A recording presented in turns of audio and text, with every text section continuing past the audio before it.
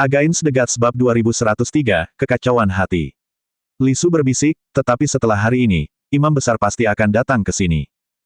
Bukan hanya imam besar, Yun Ce tertawa pelan dan penuh teka-teki, tidak mengherankan jika Kaisar Yuan sendiri juga datang. Bagaimanapun, dia akan segera melihat hal-hal di luar pemahamannya melalui proyeksi yang menyebar luas. Jadi, tanya Li Su, apa yang kamu inginkan adalah mengganggu jantung dari Tanah Suci. Tidak, wajah Yun Ce, meskipun pucat karena lemah, masih memancarkan aura dingin yang membuat hati seseorang bergetar. Yang ingin aku ganggu adalah hati semua orang di seluruh dunia abis ini. Yun Ce mengangkat pandangannya, pelan-pelan mengingat kata-kata yang diucapkan Ciu Yao kepadanya sebelum para iblis menyerbu wilayah Dewa Timur, untuk menghancurkan suatu wilayah, pertama-tama ganggu hatinya. Untuk mengganggu hatinya, pertama-tama hancurkan pikirannya. Dan Kaisar Yuan, tanpa diragukan lagi adalah kepercayaan tertinggi di dunia ini. Setelah hari ini, Kaisar Kabut tidak akan muncul dengan mudah dalam waktu dekat. Aku harus sangat berhati-hati saat berkultivasi di lautan berkabut. Selanjutnya, kita akan diam-diam mengamati perubahan di dunia. Inti abis, tidak hanya tertanam dalam jiwa para ksatria abis, tetapi juga menyebar melalui tangan para praktisi abis, mencapai hati semua makhluk di dunia abis. Bunga jahat macam apa yang akan mekar di abis hari ini, Yun Ce tidak dapat memprediksinya, tetapi dia dipenuhi dengan antisipasi. Wei Qinansing berjuang untuk bangun. Rasa sakit luar biasa di sekujur tubuhnya dan kesadarannya yang berangsur-angsur kembali dengan kejam, mengingatkannya bahwa semua yang telah terjadi bukanlah mimpi buruk. Nansing, kamu akhirnya bangun. Dalam penglihatannya yang berangsur-angsur membaik, dia melihat sosok Bai Yu. Bai Yu juga tampak terluka parah, tampak acak-acakan, tetapi dia jauh lebih baik daripada Wei Qinansing yang telah menderita pukulan yang begitu dahsyat. Bai Yu telah terbangun pagi-pagi dan masih memiliki kekuatan untuk menyiapkan formasi penyembuhan untuknya. Namun, Wei Qinansing menatap kosong ke langit, terdiam untuk waktu yang lama. Di matanya, ada kegelapan yang belum pernah dilihat Bai Yu sebelumnya. Dia sangat memahami dampak kejadian hari ini terhadap Wei Qinansing. Setelah menjadi salah satu dari 36 pemimpin kesatria abis, dia hampir tidak pernah mengalami luka ringan, apalagi luka yang begitu parah. Dan yang jauh lebih mengerikan daripada luka itu adalah dampak keras dari kata-kata Kaisar Kabut terhadap keyakinannya. Kaisar Kabut tidak membunuh kita, kata Bai Yu. Mungkin. Dia tidak berani. Tetapi dia tahu bahwa alasan ini cukup dipaksakan. Wei Qinansing mengalihkan pandangannya dan mendapati dirinya berada di tanah tandus, dikelilingi oleh banyak praktisi dengan berbagai ekspresi. Namun, aura para praktisi ini sangat kacau, dan ada banyak wanita dan anak-anak lemah yang seharusnya dilindungi oleh penghalang isolasi, dan tidak terkena debu jurang. Mereka semua memiliki tatapan kosong di matanya, ekspresi mereka sedih, dan menatap kosong ke kejauhan yang tak diketahui. Ini, di mana? Akhirnya dia berbicara. Ekspresi Bai Yu tampak rumit saat dia menjawab, di sebelah timur alam Xuanmo. Alam Xuanmo yang asli telah ditelan oleh lautan kabut. 5 kata sederhana, telah ditelan oleh lautan kabut, membuat Wei Qinansing tidak bisa berkata-kata untuk waktu yang lama. Akhirnya, dia bergumam pelan, bagaimana bisa? Seperti ini. Ya, memang, bagaimana bisa seperti ini? 4 kata yang sama, tetapi dipenuhi dengan gemetar dan amarah yang seharusnya tidak pernah ditunjukkan oleh seorang ksatria abis. Mo Xifeng mendekat, langkahnya berat dan goyah meskipun kultivasinya berada di level pertama alam kepunahan ilahi. Aku mohon padamu, ksatria, untuk menyediakan tempat lain bagi kami, orang-orang terlantar yang telah kehilangan tanah air kami. Kalau tidak, jika kita berlama-lama, para praktisi lemah ini pasti akan musnah oleh debu jurang. Suara dan sikap Mo Xifeng tidak lagi sopan seperti sebelumnya, dan dia jelas berusaha keras untuk menahan emosinya. Alis Bai Yu berkerut dalam saat dia berkata dengan dingin, apakah kamu memerintahku? Kaisar Kabut itulah yang menghancurkan alam Xuanmo. Mo Xifeng tertawa pahit, sebelum hari ini, Kaisar Kabut hanya memberiku berkah yang besar pada alam Xuanmo milikku. Di bawah anugerah Kaisar Kabut, bahkan tanpa penghalang isolasi, debu jurang cukup tipis bahkan bagi wanita dan anak-anak untuk bertahan sementara. Dan dalam waktu singkat, alam Xuanmo pasti akan menjadi tempat di mana banyak praktisi akan berkumpul, dan kemakmurannya akan jauh melampaui masa lalu. Dan orang yang menghancurkan semua ini adalah kamu. Mo Xifeng tampaknya benar-benar kehilangan ketenangannya, langsung menunjuk Bai Yu dan Wei Qinansing, wajahnya berubah karena amarah dan kebencian yang tak terkendali, kamulah yang memaksakan ini. Kamulah yang membuat Kaisar Kabut menarik kembali rahmatnya dan melepaskan hukuman surgawi. Kurang ajar. Bai Yu meraung, amarahnya meledak. Ayah. Mo Qianyu bergegas mendekat, mencengkeram erat lengan Mo Xifeng, lalu membungkuk dengan takut kepada Bai Yu, ksatria, mohon maafkan ayahku. Dia telah mengabdikan hidupnya untuk alam Suanmo, dan sekarang, setelah alam itu ditelan oleh lautan kabut, dia patah hati dan berbicara tanpa berpikir. Mohon maafkan dia. Bang! Mo Xifeng dengan kasar menepis tangan Mo Qianyu dan melemparnya terbang. Alam Suanmo sudah musnah, akar kita sudah musnah, apa yang perlu ditakutkan dari ksatria abis? Mo Xifeng mengangkat tangannya, menunjuk lagi ke arah Bai Yu, Qianyu, lihat dengan jelas, dan ingat baik-baik, mereka adalah ksatria abis, dan mereka adalah musuh dan pendosa yang menghancurkan alam Suanmo, warisan leluhur kita. Heh. Bai Yu tertawa marah, jadi, apa yang akan kamu lakukan, Raja Alam Suanmo? Hahaha. Mo Xifeng menanggapi dengan tawa dingin yang lebih muram, apa yang bisa kulakukan? Di hadapan para ksatria abis yang mulia, apa yang bisa dilakukan seorang penguasa negeri kecil sepertiku? Lalu, sebagai ksatria abis yang mulia, kalian telah menyebabkan seluruh negeri kehilangan rahmat yang seharusnya dapat menguntungkan banyak generasi, dan kalian telah menyebabkan semua orang terlantar. Apa yang harus kalian lakukan untuk menegakkan keadilan dan kemuliaan yang melambangkan tanah suci? Atau, apakah semua yang kamu junjung tinggi itu hanyalah kebohongan belaka, seperti yang dikatakan Kaisar Kabut?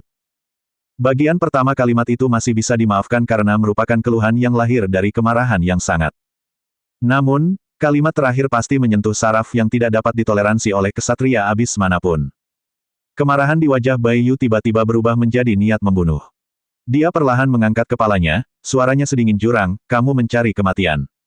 Dentang. Embun beku mengembun, dan pedang pucat muncul di tangannya. Tetapi, dia tidak mengarahkannya ke arah Mo Xifeng untuk waktu yang lama.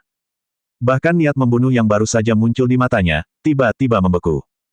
Saat dia mengangkat kepalanya, dia bertemu dengan berbagai pasang mata satu demi satu. Pandangan yang diarahkan padanya dipenuhi dengan rasa takut, kebingungan, ketidakpedulian, dan kebencian yang mendalam. Dan tidak ada lagi semangat, kekaguman, atau penghormatan yang biasa mereka tunjukkan. Niat membunuh yang melonjak di matanya tiba-tiba berubah menjadi perasaan tidak berdaya yang belum pernah terjadi sebelumnya, dan bahkan penglihatannya mulai kabur. Bai Yu, Wei Qi Nansing berkata dengan lemah, ayo pergi. Embun beku dan bilah pedang lenyap dari tangan Bai Yu saat dia diam-diam mengangkat Wei Qi Nansing yang terluka parah dan terbang menjauh. Tiba-tiba, dia berhenti di udara, dadanya naik turun dengan hebat. Dia berbalik dan dengan paksa melemparkan sepotong batu giok putih bersih ke bawah, yang mendarat di depan Mo Xifeng. Ini adalah token kesatriaku. Pergilah ke timur laut untuk menemukan tempat yang disebut Kerajaan Kapur Putih. Itu adalah tanah airku. Dengan token ini, alam kapur putih pasti akan melindungi dan menampungmu. Berapa banyak yang bisa bertahan hidup tergantung pada keberuntunganmu sendiri. Begitu aku menyelesaikan urusanku di tanah suci, aku akan kembali ke alam kapur putih untuk mengurus semuanya untukmu. Setelah berkata demikian, dia tidak berlama-lama lagi dan pergi bersama Wei Qi Nansing. Kecepatannya sangat tinggi, seolah-olah dia tidak mampu lagi menahan tatapan mereka. Di dalam ruang kultivasi, formasi Qiankun berkedip dengan cahaya merah, dan Yun Ce segera melangkah keluar. Dia melepaskan batu jurang terbalik dari tubuhnya, dan hanya dalam beberapa tarikan napas, auranya telah kembali normal, kembali menjadi Yun Ce yang dirasakan orang lain. Dia mengambil napas dalam-dalam untuk menekan rasa lemah dan lelahnya. Dia berjalan keluar dari tempat kultivasi dan dengan santai memasuki paviliun di halaman. Kemudian, dia meminta Zhan Yi dan He Lu menyajikan teh dan makanan ringan untuknya, merasa cukup tenang. Tak lama kemudian, aura yang familiar dengan cepat mendekati istana Putra Dewa. Meng Ziyuan segera melaporkan, Tuan Muda, anak Dewa Jianxi ingin bertemu. Biarkan dia masuk. Meng Jianxi bergegas masuk, ekspresinya serius. Sikap ini membuat Yun Ce duduk tegak, ekspresinya berubah serius, peristiwa besar apa yang telah terjadi. Itu memang peristiwa besar, tetapi tidak ada hubungannya langsung dengan kita di kerajaan penenun mimpi, jawab Meng Jianxi langsung. 1 jam yang lalu, sesuatu yang tidak biasa terjadi di lautan kabut. 1 jam yang lalu. Alis Yun Ce berkerut, ekspresinya menjadi lebih serius. Hanya dalam 1 jam, beritanya sudah sampai di sini dari lautan kabut. Masalah ini pasti cukup penting, tolong jelaskan lebih lanjut. Meng Jianxi berkata, apakah kamu tahu tentang Kaisar Kabut? Tentu saja. Yun Ce menunjukkan ekspresi bingung, mengapa kamu menanyakan ini? Mungkinkah masalah ini berhubungan dengan Kaisar Kabut? Namun menurut berita dari Istana Xuanji, yang disebut-sebut sebagai Kaisar Kabut ini adalah lelucon yang dibuat oleh beberapa pemberontak terhadap tanah suci di lautan kabut. Apakah mereka membuat keributan besar lagi? Meng Jianxi menghela napas panjang dan berkata, tahun lalu, berbagai rumor tentang Kaisar Kabut bermunculan satu demi satu, dan semakin dibesar-besarkan. Sebelum hari ini, kamu dan aku memiliki pandangan yang sama tentang Kaisar Kabut. Aku selalu percaya bahwa hanya orang bodoh yang benar-benar akan mempercayai rumor tidak masuk akal tentang Kaisar Kabut itu. Namun, kompleksitas dunia terkadang jauh melampaui apa yang dapat dibayangkan. Meng Jianxi mengeluarkan batu pencitraan, gambar di dalamnya sulit untuk saya jelaskan. Anda akan mengerti setelah melihatnya. Tidak perlu menghindarinya, kata Meng Jianxi kepada Liu Zanyi dan Sang Guan Helu yang hendak pergi. Ada puluhan ribu saksi mata atas masalah ini, semuanya dari berbagai negeri, dan penyebaran berita ini tidak dapat dihentikan. Tidak akan lama lagi seluruh dunia akan mengetahuinya. Batu perekam memproyeksikan suatu gambar, memperlihatkan para kesatria abis yang menghadapi Kaisar Kabut. Kaisar Kabut, leluhur Dewa Kilin, kesatria abis yang terinjak-injak, debu jurang yang bergulung-gulung, dan binatang jurang yang tak terhitung jumlahnya. Setiap momen yang dihadirkan Kaisar Kabut sudah lengkap. Meskipun jarak orang yang merekam gambar cukup jauh, setiap momen gambar, setiap suara, dan setiap kata-kata dari Kaisar Kabut sudah cukup untuk mengguncang jiwa dan menjungkirbalikkan pemahaman siapapun. Di akhir proyeksi, terdengar suara hukuman surgawi Kaisar Kabut, diikuti oleh lautan kabut yang meluas seperti penghakiman surga, dan alam Suanmo secara bertahap ditelan oleh lautan kabut. Saat proyeksi itu padam, Yun Ce tetap menatap kosong ke depan, seolah-olah telah kehilangan jiwanya. Setelah menontonnya lagi, hati Meng Jianxi masih bergejolak. Dia tetap diam, membiarkan Yun Ce mencerna semua yang telah dilihatnya dengan tenang. Setelah beberapa kali menarik napas, Yun Ce akhirnya mengalihkan pandangannya, anak Dewa Jianxi, apa pendapatmu tentang masalah ini? Meng Jianxi menggelengkan kepalanya, terkait Kaisar Kabut, aku tidak berani berbicara sembarangan. Tidak berani berbicara sembarangan berarti kamu tidak sepenuhnya percaya, tapi kamu juga tidak sepenuhnya tidak percaya, kata Yun Ce tenang. Meng Jianxi menghela napas dalam-dalam dan mengatakan sesuatu yang bermakna mendalam, jika Kaisar Kabut dapat mengendalikan debu jurang, jika dia dapat mengendalikan binatang jurang, dan jika apa yang dia katakan benar, maka asal-usul dunia abis ini akan menjadi kebohongan yang besar. Jika asal-muasalnya adalah dusta, maka niscaya segala sesuatu yang mengikutinya pun terjerat dalam dusta itu.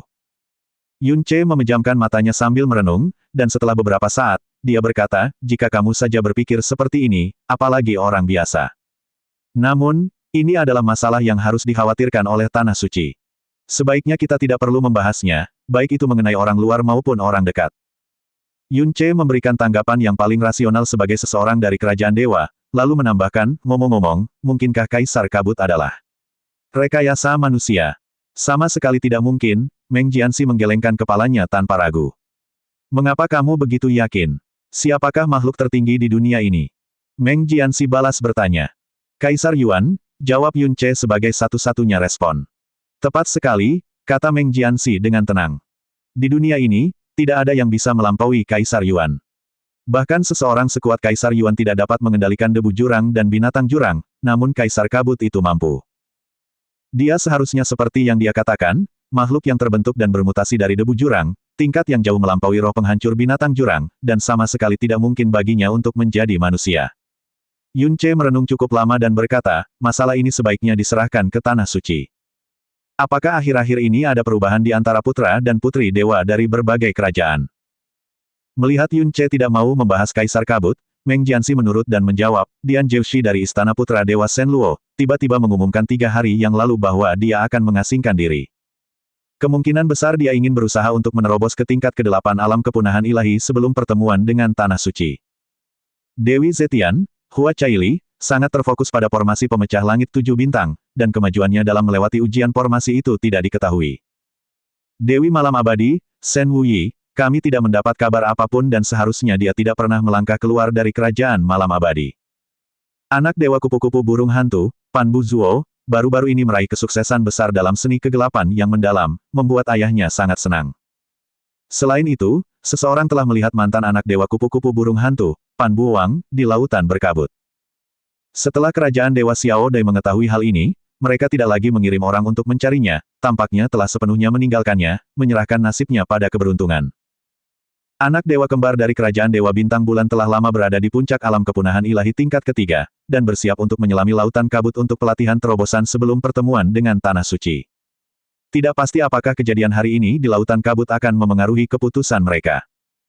Hati Yun Ce tiba-tiba tergerak, dan dia berkata dengan santai, sepertinya, berbagai kerajaan dewa cukup khawatir tentang kinerja para pewaris dewa di hadapan Kaisar Yuan. Itu wajar saja, Meng Jianxi meyakinkan, namun, kamu tidak perlu merasa tertekan, karena kamu masih muda. Tentu saja aku tidak merasakan tekanan, kata Yun Ce sambil tersenyum, lagi pula, kamu adalah anak dewa dari kerajaan dewa penenun mimpiku. Bahkan jika aku menemanimu untuk bertemu Kaisar Yuan, aku hanyalah seorang pangeran biasa. Meng Jianxi menggelengkan kepalanya tak berdaya, dan tersenyum canggung. Bagaimana mungkin dia tidak melihat bahwa Yun Ce mengizinkannya menghadapi masalah internal dan eksternal atas nama anak dewa penenun mimpi, sementara dia sendiri dapat tumbuh dengan damai dan tanpa gangguan. Setelah Meng Jianxi pergi, Yun Ce berdiri di pavilion, terdiam untuk waktu yang lama. Anak dewa kembar bintang bulan. Tampaknya, masih banyak yang harus dilakukan. Against the Gods bab 2104, Malam Abadi menunggu Fajar. Di Kerajaan Ilahi Malam Abadi, 7 lapisan formasi mendalam saling terkait dan beroperasi, dengan berbagai kristal jurang yang melepaskan cahaya gelap yang menyilaukan dan intens di dalam formasi tersebut. Jumlah dan tingkat kristal jurang yang sangat tinggi ini cukup untuk membuat setiap praktisi mendalam terkejut, seolah-olah mereka sedang bermimpi. 4 wanita berdiri di berbagai arah formasi, di tangan mereka berputar-putar kekuatan mengerikan dari alam batas ilahi. 7 lapisan formasi mendalam ini digerakkan oleh 4 aliran energi ilahi yang sangat kuat. Kekuatan di dalam kristal jurang dilepaskan hampir secara panik, melepaskan energi spiritual yang sangat mengamuk. Begitu kerasnya sehingga dapat dengan mudah menghancurkan seorang praktisi yang baru saja memasuki alam kepunahan ilahi yang memiliki tubuh setengah dewa. Namun, di tengah formasi mendalam yang mengerikan itu, duduk seorang wanita. Rambutnya yang panjang dan pakaian luarnya dikibaskan dengan tidak beraturan. Wajahnya yang sangat cantik itu berubah bentuk terus-menerus. Itu adalah reaksi naluriah terhadap rasa sakit yang luar biasa. Namun, ekspresinya tetap begitu tenang, dan dengan keras kepala menolak untuk menunjukkan sedikit pun penderitaan. Secara bertahap, kulitnya yang seperti batu giok mulai kehilangan warnanya, berubah menjadi rona pucat yang tidak wajar. Dan setelah jangka waktu yang tidak diketahui, seberkas darah merah mencolok perlahan mengalir turun dari bibirnya. Napas Shen Wu Yuluan tersendat sejenak, matanya berjuang, dan akhirnya dia berbisik, Guru, pada intensitas ini, bahkan seorang praktisi tahap akhir dari alam kepunahan ilahi tidak akan mampu bertahan. Meskipun Wu Yi memiliki 9 tubuh yang sangat indah, dia pasti telah melampaui batasnya kali ini. Jika ini terus berlanjut, diam. Suara serak dan kasar tanpa kehangatan terdengar dari permohonan Shen Wu Yuluan, jika sudah waktunya berhenti, aku akan bertindak sendiri. Shen Wu Yuluan tidak berani berbicara lebih jauh, hanya terus mempertahankan 7 lapis formasi mendalam, mendesak energi spiritual dalam kristal jurang. Kultivasi Shen Wu Yi saat ini berada di tingkat kelima alam kepunahan ilahi, dan badai energi roh dalam 7 lapis formasi mendalam akan menyebabkan praktisi lain di alam yang sama mengalami ledakan urat nadi mendalam dalam 100 tarikan napas, mengakibatkan konsekuensi yang tak terbayangkan. Namun dia sudah bertahan selama 1/4 jam penuh. Ini karena dia memiliki 9 tubuh yang sangat indah, sebuah eksistensi langka yang diketahui semua orang tetapi sangat jarang terlihat di dunia. Saat dunia kecil di dalam dirinya berangsur-angsur terbangun, pembuluh darahnya yang dalam dan kapasitas tubuhnya untuk menahan kekuatan dan hukum jauh melampaui praktisi biasa. Selama 20 tahun terakhir, kultivasinya telah berkembang dari puncak alam master ilahi ke tingkat kelima alam kepunahan ilahi. Kecepatan kemajuannya yang mengerikan adalah sesuatu yang samar-samar didengar oleh kerajaan ilahi lainnya, namun tidak ada yang mempercayainya. Lagi pula, tidak seorang pun mengetahui metode kejam yang digunakannya untuk mencapai kemajuan tersebut. Shen Wu Yanye telah dengan gila-gilaan menumpuk semua sumber daya teratas dari kerajaan ilahi malam abadi kepada Shen Wu Yi. Jumlah kristal jurang yang dikonsumsi dalam jangka waktu yang sama lebih banyak daripada semua putra dan putri dewa lainnya yang digabungkan, tetapi prosesnya adalah sesuatu yang tidak dapat ditiru atau ditanggung oleh putra dan putri dewa lainnya. Shen Wu Yanye benar-benar gila dalam segala hal. Ini adalah sesuatu yang diketahui semua orang di kerajaan dewa, dan kerajaan dewa malam abadi memahaminya lebih dalam. 1/4 jam berlalu, dan wajah Shen Wu Yi tidak menunjukkan sedikit pun warna. Setiap bagian tubuhnya kadang-kadang akan kejang lebih hebat. Namun ekspresinya tetap tenang, seolah-olah dia tidak merasakan sakit, dan rasa takut. Shen Wu Yuluan sudah lama menutup matanya, tidak tahan melihatnya.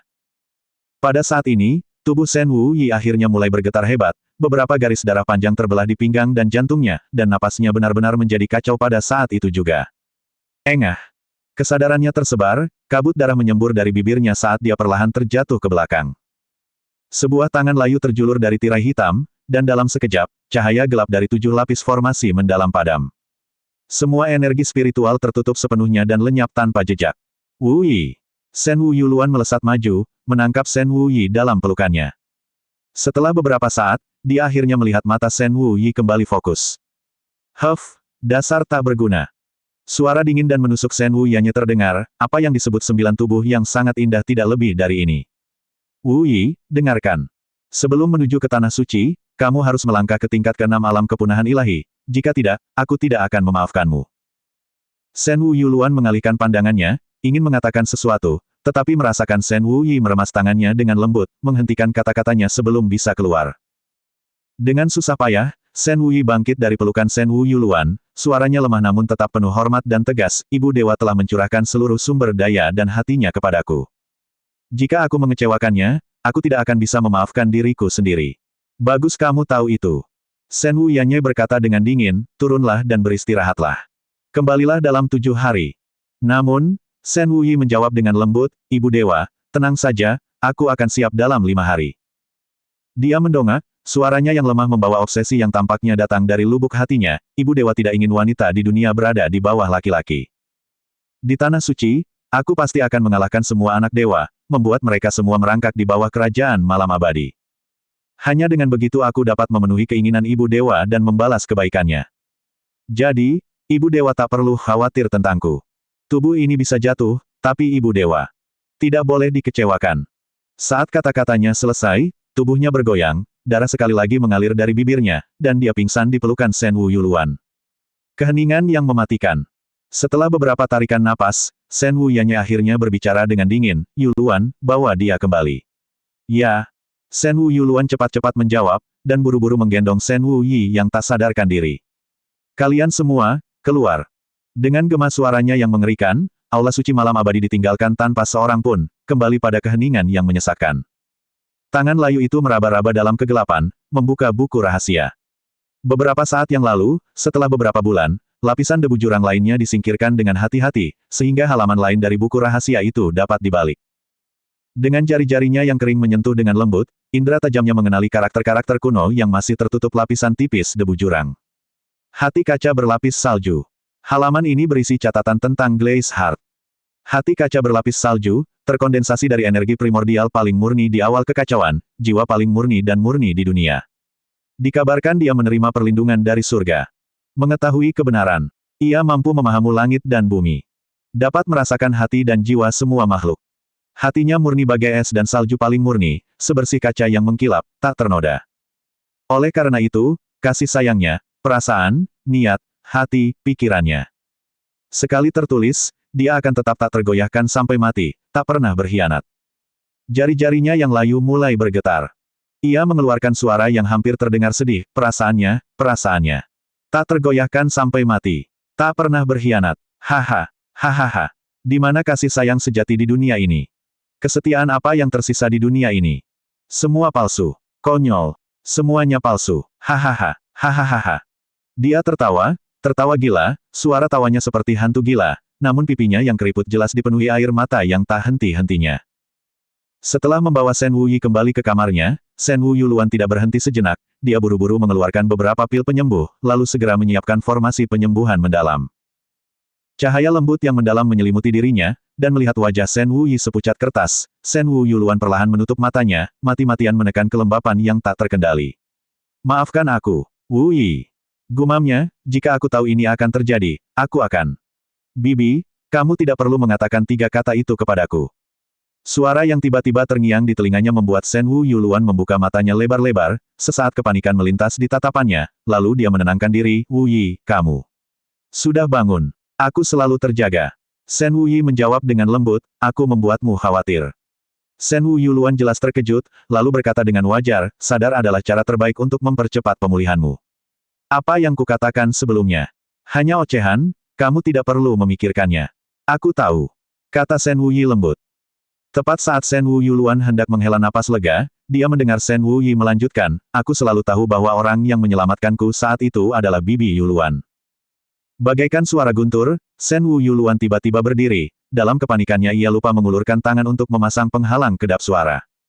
Namun Shen Wu Yi tampaknya telah mengantisipasi reaksinya, dengan lembut menekan lengannya saat dia mengangkat tangannya. Dia terlalu lemah, menyebabkan Shen Wu Yuluan segera menghentikan gerakannya. Jika Anda memasang penghalang kedap suara, itu akan membuatnya waspada. Dia seharusnya sedang membaca buku rahasia saat ini, Bibi tidak perlu khawatir. Mata Shen Wu Yuluan membelalak, menatap kosong ke arah Shen Wu Yi seolah-olah baru pertama kali melihatnya. Kemudian dia merendahkan suaranya dengan keras, Wu Yi, kata-kata seperti itu tidak bisa diucapkan dengan enteng. Dia meninggalkan formasi penyembuhan yang mendalam dan melangkah mundur, fokuslah pada penyembuhan.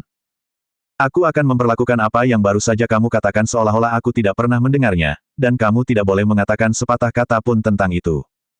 Setelah berbicara, dia lari seakan-akan melarikan diri. Tepat saat dia hendak melangkah keluar dari aula, bisikan lembut Shen Wu Yi terdengar dari belakangnya, tidak ada malam abadi yang sejati di dunia ini. Bahkan malam yang paling gelap pun, pada akhirnya akan berubah menjadi fajar. Shen Wu Yuluan tiba-tiba menghentikan langkahnya. Bibi, kamu adalah Phoenix Purba yang tersembunyi dalam kegelapan. Dan, Phoenix, milikmu, bahkan setelah menanggung berbagai penghinaan, tidak bisa lolos dari kegelapan sendirian. Saat malam abadi tiba, Azure Phoenix pasti akan bersatu kembali. Tubuh Shen Wu Yuluan bergetar, giginya terkatup rapat, namun dia tidak dapat menahan diri. Lehernya berputar, tetapi di tengah jalan, ia berhenti dengan susah payah. Karena pada saat itu, ia tiba-tiba tidak berani menatap mata Shen Wu Yi. Setelah waktu yang tidak diketahui, dia akhirnya berbalik dengan susah payah. Dia melihat Shen Wu Yi dengan lembut mengangkat jarinya, menyentuh bibirnya, memberi isyarat padanya, tidak perlu mengatakan apapun. Shen Wu Yuluan mengangguk pelan, dan tiba-tiba air mata mengalir deras seperti air mancur. Kata-kata, Kaisar Kabut, menyapu setiap sudut jurang dengan kekuatan badai. Kali ini, kekuatannya 1000 kali lebih dahsyat daripada gabungan semua kejadian sebelumnya. Dan ketika para praktisi abis mengucapkan kata-kata, Kaisar Kabut, tak ada lagi keraguan, perdebatan, atau ejekan seperti sebelumnya, melainkan ketakutan, keterkejutan yang belum pernah terjadi sebelumnya. Dan sakit hati yang tak terkatakan. Bahkan setiap butir debu jurang tampak berada dalam agitasi yang tidak normal. Hanya tanah suci yang tetap tenang seperti sebelumnya, tanpa awan apapun, ataupun gerakan aneh apapun yang telah diantisipasi oleh semua orang. Di laut dangkal yang berkabut, Yun Ce telah mengubah penampilan dan pakaiannya, auranya suram di bawah batu jurang terbalik. Pada saat ini, bahkan jika Hua Caili melewatinya, dia tidak akan dapat mengenalinya dari penampilan atau auranya. Dia telah mempertahankan postur yang sama selama hampir 8 atau 9 jam, dan tindakan yang sama telah berlanjut selama lebih dari 10 hari. Akhirnya, dia membuka matanya, menghela napas panjang, dan bersandar berat pada batu hitam di belakangnya. Sebuah bayangan putih muncul, tangan giok yang diselimuti cahaya ilahi menjangkau dahi Yun Ce, menganugerahkan kepadanya cahaya mendalam yang paling suci di dunia. 12 hari. Katanya lembut, apa sebenarnya yang kamu cari? Kamu melakukan hal ini setiap hari, bahkan jiwamu akan merasa sulit untuk menanggungnya. Yun Ce memejamkan matanya dalam diam selama beberapa saat, rasa lelah yang mendalam akhirnya sedikit mereda.